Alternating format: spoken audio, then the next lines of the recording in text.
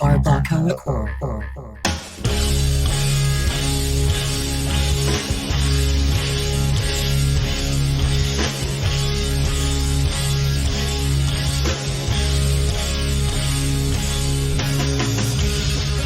What is up, everybody? Thank you for listening to a new episode of the BarbacoaCore Podcast.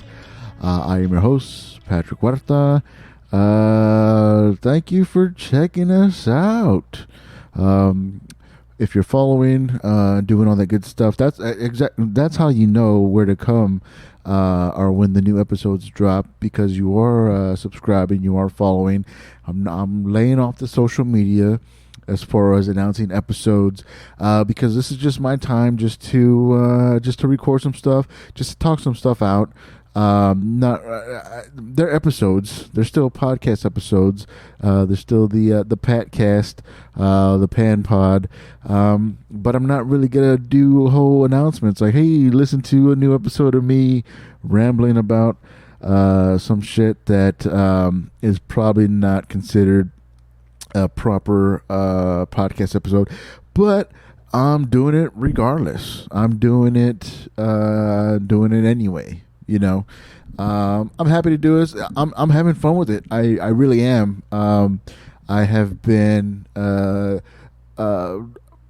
record multiple episodes that I don't release.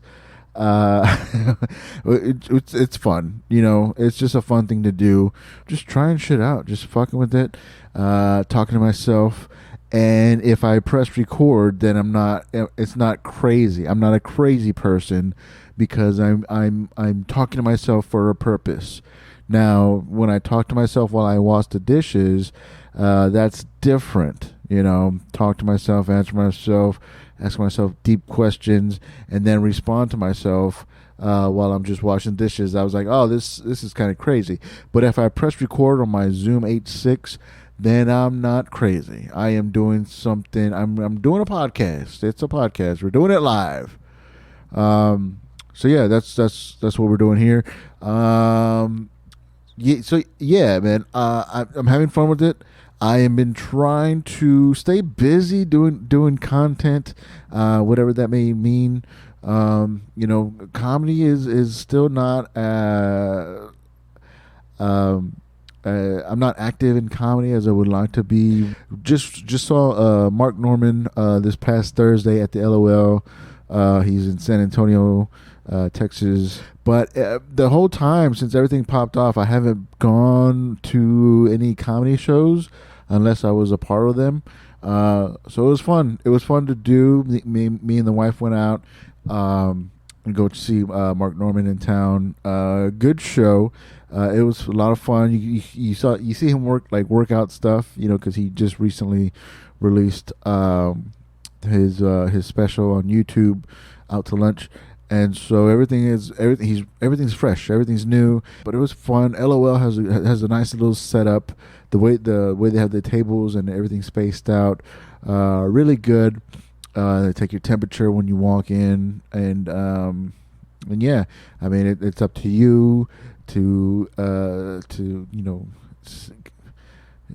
do it safe. Go out and be safe around people, and that means like washing your hands, or do the hand sanitizer, or wearing your mask. And it's pretty funny, like they even like do a show announcement. Usually the show announcement consists of turn your phone off. You know, if you need to make a phone call, go outside. Don't video record, don't text during the show in the showroom and all that stuff. But they just did an announcement like, rule number one, wear a mask. Rule number 2, wear a mask. Rule number 3, most importantly, wear your mask. It was cool. I mean, it was fine. You know, of course, you know, when you're eating or drinking, you don't wear the mask, and then when you're just sitting there, you put the mask on and you enjoy the show. And it was good, man. It was a lot of fun. Really inspiring. Really wished that I could go on stage more often than we have available to us right now. But yeah, nothing on the books this month. I am my homie Danny Engel is doing a show in October. I think October 10th. I'm not 100% sure on that, but mid October, he asked me to do be the host of that show, and but other than that, I don't have anything lined up. This past week, I was on a buddy of mine's podcast, Daniel Segura. He does a podcast called the Moustachioed Podcastio, and what he does, he does different movies. It's a movie rundown of where the main character is a moustachioed character, and that's the theme of that. So we picked the Richard Pryor and Gene Wilder flick Stir Crazy, 1980 classic, underground classic. I don't know, Stir Crazy. So we did that, and that was a lot of fun, man. I had a lot of fun doing that. I was nervous because he usually has like movie buffs on there, like people that know stuff about movie stuff, and actors backstory and all that stuff. And so it was we talked about it for a while, about which movie we were gonna do, and I was excited. I was down as soon as he offered the opportunity to me. And but I was like nervous. I was like, "Oh, am I gonna be able to catch up?" The whole back and forth stuff. But it was a lot of fun, man. I had a blast doing it. The movie itself, Stir Crazy, is a long movie. It's an hour and 50 minutes. An hour 50 minutes. So the podcast was kind of long, and I was nervous about that. But it was so much fun, man. And I want to do, if you have a podcast and you're looking for people to be on your podcast, hit me up. I am 100% down. I think it's a lot of fun. Podcast is a new Facebook, if that makes a difference, or if that makes sense. Podcast is a new social media. Is my stance, my opinion on that. And I think all my homies should have podcasts. And if they are looking for guests for their podcast, I am pretty much available. Calendar's wide open, Lots of fun. I think that one comes out on Monday, probably the same time that I'm going to be releasing this. I don't know. But I will, if you follow me on social media, at your homie Pat, you could see the announcement for that podcast, and hopefully you enjoy it. Again, I did have a lot of fun with it. He's very into it, very animated, puts a lot into it. He puts a lot of effort into it, and I respect that, mad respect for that.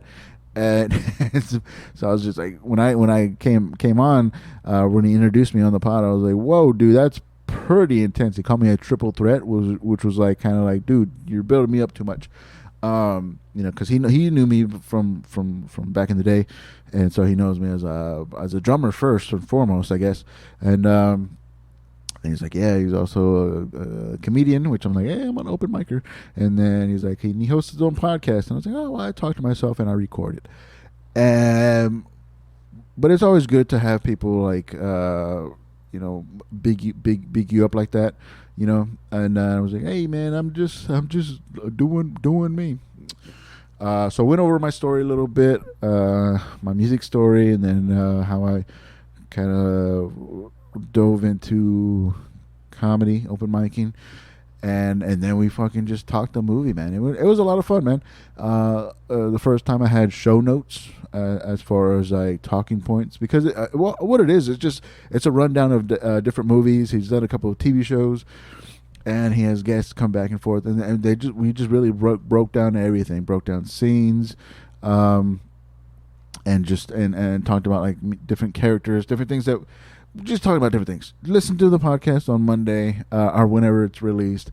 Hopefully you have fun with it. I had a lot of fun with it, and hopefully I'll be doing a lot more podcasts, either with Daniel or with other podcast creators, hosts, the like, whatnot.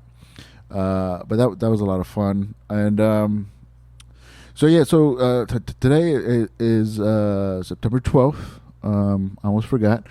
So for this podcast, for this episode, I just wanted to go over the whole the 9/11, the 9/11 story.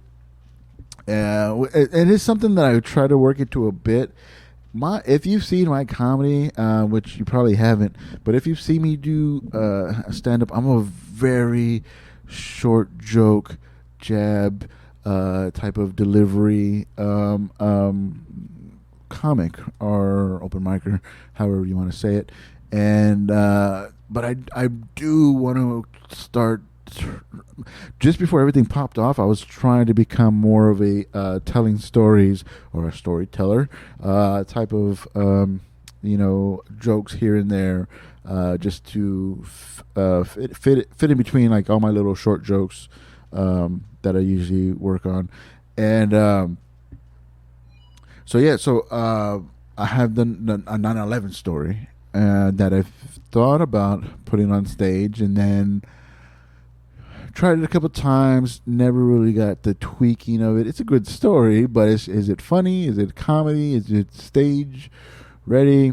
I don't know. But it does make good for a podcast. So to pay tribute to and honor of 9/11, this will be my I keep hitting the desk on this, sorry if you hear that. This will be my my tribute, my offer up to the 9/11 gods. These are all jokes. I'm just playing for entertainment's sake. Hopefully you don't get offended. Anyway, so 9/11, 2001. I think I was. Let me do the math real quick. I think it was 18, 19, something like that, and 2001. Established 82. You do the math. Anyway, so it was a Tuesday. I was on my way. It was the first day of my new job. First day at a job. It was a telemarketing job for home equity loans, details, shitty info that's not really needed. But wake up to start getting ready for my day job. And I turned on the TV, which since then, it was never a habit before, but since then it has turned into a habit, or for the longest time it was a habit to just wake up and turn on the TV. Now it's pretty much wake up, go sit on the toilet, and open your phone.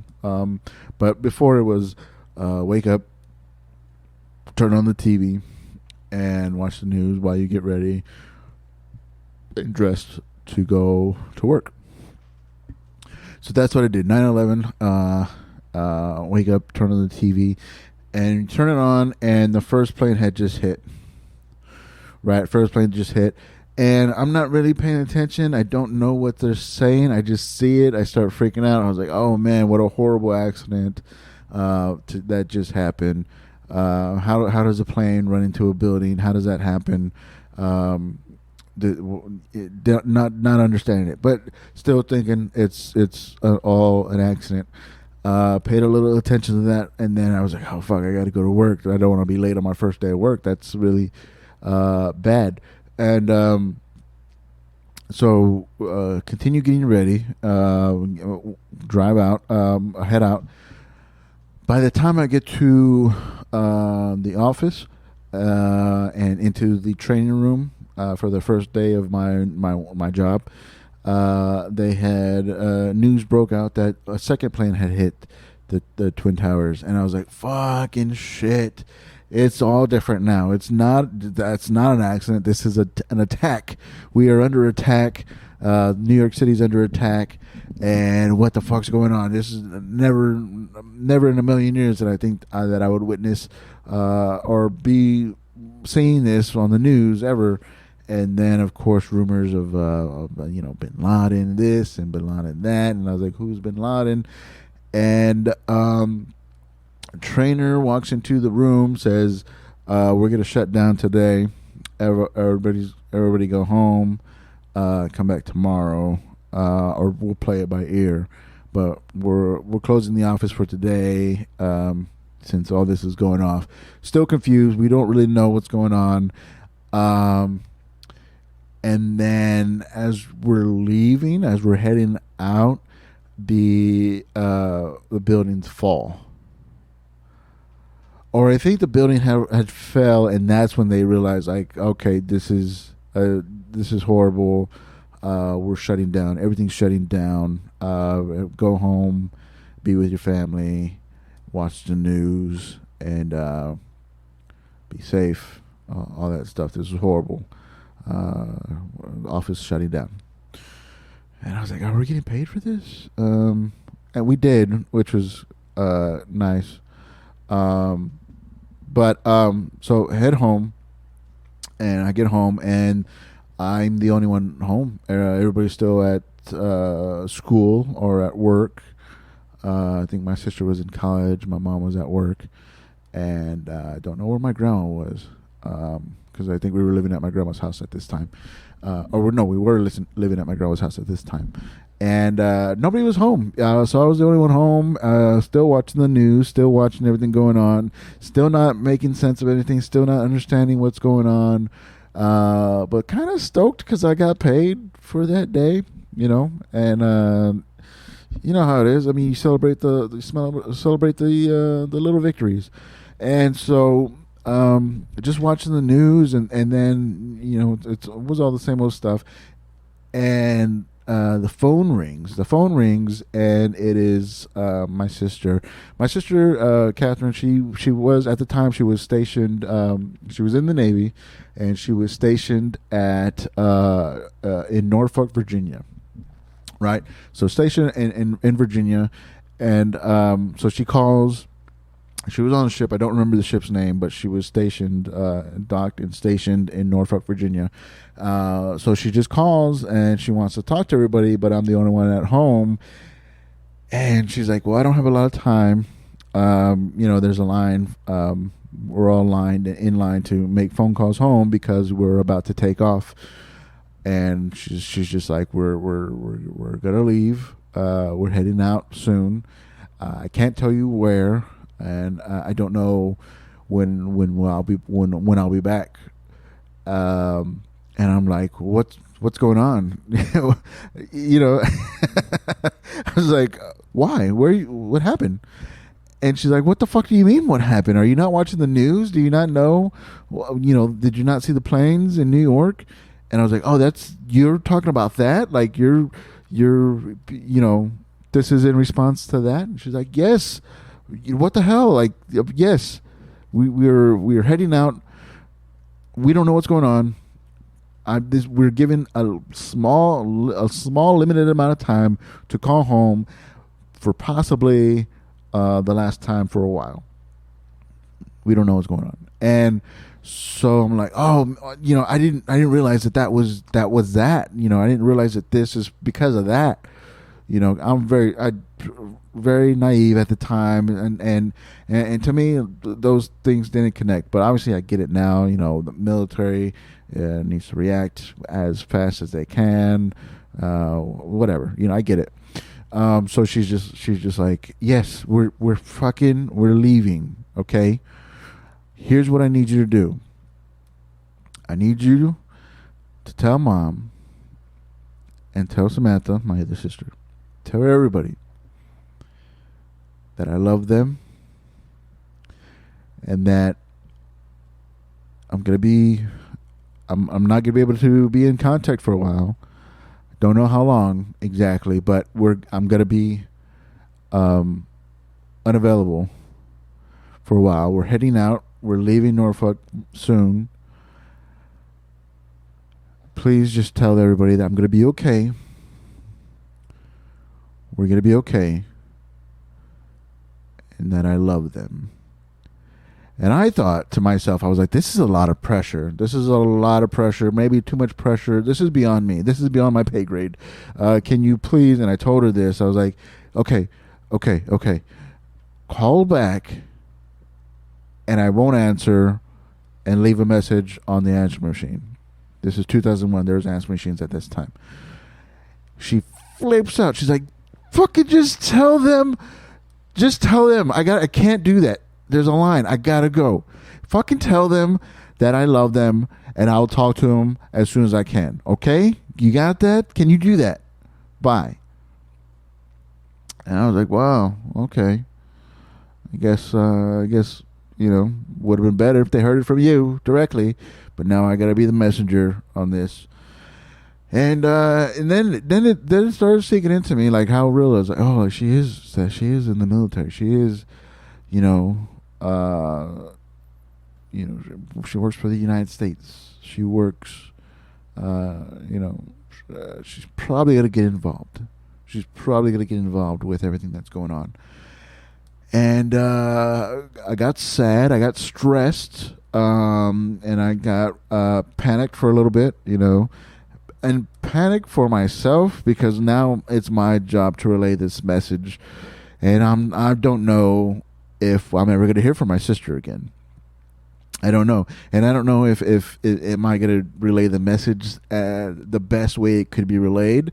Am I going to make my sister proud of the message that I'm relaying? I'm very stressed out about this whole thing. And then to add insult to injury, the buildings in New York, So my mom finally gets home. I guess she had to work almost a half a day, full day. I forget who she was working with at that time. So everybody finally gets home, and I tell my mom the message. I was like, Catherine called. She says that they're shipping out. They're heading out. Right now, I'm pretty sure they're gone to wherever they needed to go, wherever they needed to be, wherever they need to report to, and so they're gone. They're underway to help out any way that they can. She wanted me to tell everybody that she loved them, that she loves you, and she's going to be okay. She's going to be safe, and she's going to call as soon as she can. And my mom, you know how people do that whole thing, like when you leave a message, when you write a message, and they go like, well, what did she say? Well, she said what I wrote down, or what do they, what does she sound like? I was like, what do you mean, what does she sound like? So my mom said, like, she wants more information. I gave her all the information that I had. And of course, like, my mom got worried, and she just needed more. She needed more comfort. She needed more details. She needed more information that I didn't have. And so she's like, well, was she okay? How did she sound? And I was like, well, to be honest, she sounded annoyed. She was a little bit annoyed by me, because I asked her, I begged her to call and leave a message because I'm not doing this right. I'm pretty sure I left some details out. I'm pretty sure she's going to be disappointed in me. I'm not a good message relayer. Don't leave messages with me. I'm not good at, I don't find the nuances. The little nuances of your message. Is there an exclamation point here? Do I pause for emphasis? Emphasis?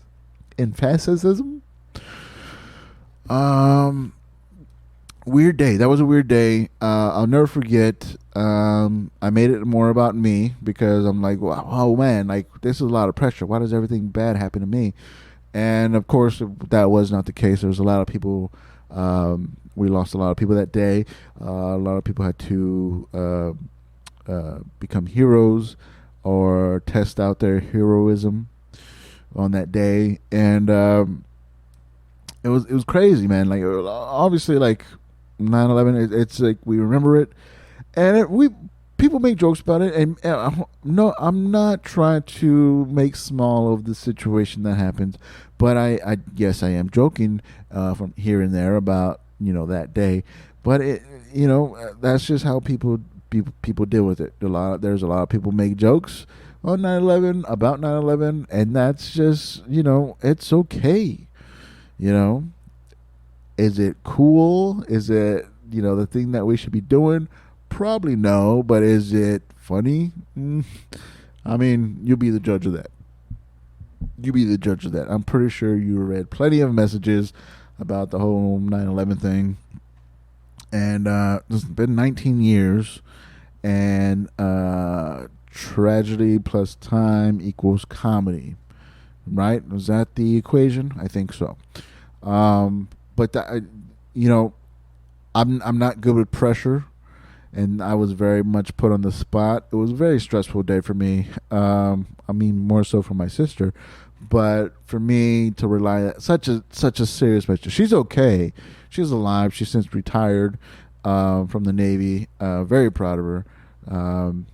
And but yeah, I think about that a lot, especially when anytime I'm in a stressful situation, and I get stressed about a lot of shit all the time. I think about that. I think about that day. I laugh a little bit because it is silly. I am an idiot, and I should have played it differently. Why would if I could go back and do it a little bit differently? I probably wouldn't have answered the phone at all. You know, because we did have a answer machine that worked very well, and I am no answering machine. So. But yeah, and then so it was fine. I mean, obviously it is what it is. It was what it was. The whole 9/11 thing. But as far as with my sister, it was fine. We wound up my mom and my other sister and myself. We wound up driving up to go visit my sister Catherine in Norfolk, Virginia. And the December after 9/11 had happened. And we actually took a trip to New York to go see Ground Zero. And I've been to New York a few times, and that trip, the December after 9/11, was probably the safest time I ever felt in New York. You know, everybody was friendly, everybody was nice, everybody, the whole city was there for each other. It was the whole city united in tragedy. And triumphed, as a community after 9/11. And then a couple years later, it went back to being the New York that we all know and love from TV and movies and reality and all that good stuff. So yeah, 19 years since 9/11, still very sad, terrible tragedy that happened. And then next year it'll be 20, and maybe soon it'll be a holiday. And maybe one day we could all just have a day off, a 9/11 day, where we do barbecues and just don't have to go to work, or get a day off, get a paid day off, like the day off that I received on my first day of work on 9/11/2001. Hopefully I didn't piss nobody off. I joke, but I do respect 9/11. This is a story. I'm just telling a story. All right. So that's it for me this week. That's an episode that I will be posting up. And again, I'm not making any announcements as far as like maybe every now and then I'll put like a story. Instagram story or a Facebook story, just to kind of like say, hey, there's an episode out there if you want to go listen to it. But the best way to stay in the know of any new episodes that I'm putting out under the BarbacoaCore Podcast, which is just a podcast, it's a pan pod, or subscribe on whichever platform that you use to listen to podcast. You know, I am all up in the Spotify. I am all up in the iTunes, if it's still called Apple Music or whatever you call it. And I am all up in CastBox. I'm still on SoundCloud. I run the shit through Anchor, and then I post it on SoundCloud as well, and then I post it up on YouTube as well. Do I need to do all three? You know, if there's one person that says that's how I fuck with it, I fuck with it on YouTube, I'll do it. I'll fuck with it on SoundCloud. I'll do it. Other than that, I think I'm just gonna. If I don't hear from you on this episode, I think I'm just gonna just run with Anchor. Anchor has been good for me. It's easy. It puts the episodes everywhere that I want to be, except for SoundCloud and YouTube. But I think I'll just fuck with it on there. Let me know. BarbacoaCore at gmail.com. My social medias at your homie Pat. That's Twitter and Instagram. Facebook, I'm there. Do your due diligence. You can find me there. And that's it. I don't have a BarbacoaCore Facebook page or I don't fuck with the BarbacoaCore Instagram page, it's me. It's just Patrick Huerta on Facebook, at your homie Pat on Twitter, Instagram. I'm there. You'll find me. All right, I'll check y'all next week. Hopefully you're doing good. And then we'll do it again next week. All right, later.